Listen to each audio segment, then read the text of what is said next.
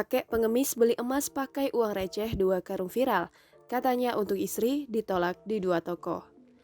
Seorang kakek pengemis beli perhiasan emas menggunakan 2 karung uang receh. Video kakek pengemis beli emas dengan uang receh viral di media sosial.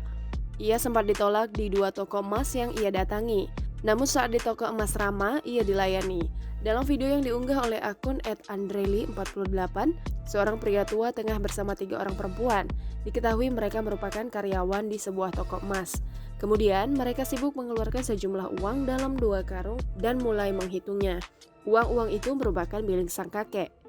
Hingga hari Jumat 2 Juli 2021, video tersebut sudah ditonton ribuan kali dan menuai komentar beragam di warganet. Pemilik toko emas Rama, Hengki, 40 tahun, membenarkan kejadian viral ini. Kepada pegawainya, sang kakek bernama Januri hendak membeli kalung emas. Januri sendiri merupakan warga desa Baros, Kecamatan Ketanggungan, Kabupaten Brebes. Hengki menyebut Januri datang membeli emas sekitar pukul 9.00 waktu Indonesia Barat. Saat datang, sang kakek berpenampilan sederhana. Ia memakai kemeja putih, lengan pendek, celana hitam, dan kopiah putih. Kepada karyawan toko, Januri mengaku bekerja sebagai pengemis. Menurut Hengki, pengakuan si kakek, dia sempat ditolak di beberapa toko emas di wilayah Jalan Diponegoro, Brebes. Dia ditolak di 2 toko emas, kemudian dia datang ke toko emas Rama.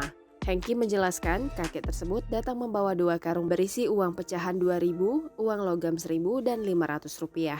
Setelah dihitung, menurut Hengki, uangnya mencapai 6 juta lebih. Hengki mengatakan kakek bernama Januri itu membeli 2 perhiasan jenis emas muda. Dia membeli kalung seberat 10 gram dan gelang seberat 8 gram. Total harganya 6,5 juta rupiah. Menanggapi banyaknya toko emas yang menolak Januri, Hengki menilai wajar akibat pandemi COVID-19. Ia mengatakan rata-rata toko emas saat ini sedang mengetatkan protokol kesehatan. Hal itu dilakukan dengan menghindari perhitungan uang terlalu banyak.